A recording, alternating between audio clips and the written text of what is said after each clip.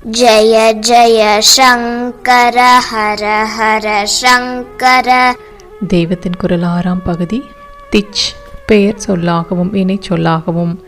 இடத்திலும் வழி திசைகள் இருக்கின்றன, மனித வாழ்க்கையிலும் வழி திசைகள் இருக்கின்றனவென்று பார்த்து கொண்டிருந்தோம். திச் என்பதிலிருந்து திசை, திக்கு என்ற வார்த்தைகள் உண்டாவதாக சொன்னேன். திச் என்று பெயர் சொல்லும் இருக்கிறது, வினை சொல்லும் இருக்கிறது. பெயர் சொல்லாக இருக்கும்போது தான் இட சம்பந்தப்பட்டதான திசை என்று அர்த்தம் கொடுக்கிறது.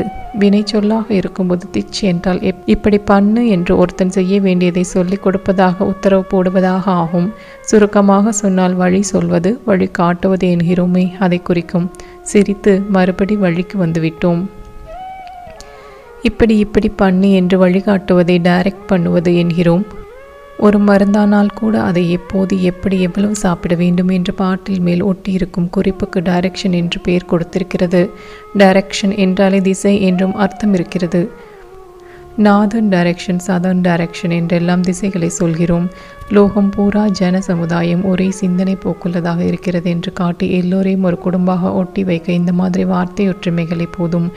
நாம் திச் என்பதற்கு சொல்லும் அந்த 2 அர்த்தங்களையே அவர்களும் டைரக்ஷன் என்பதற்கு சொல்கிறார்கள். இதற்கு அடிப்படையாக வாழ்க்கை ஒரு யாத்திரையாக, பயணமாக பார்க்கும் ஒரே சிந்தனை போக்கு தெரிகிறது. ஜெய ஜெய சங்கர ஹர ஹர சங்கர.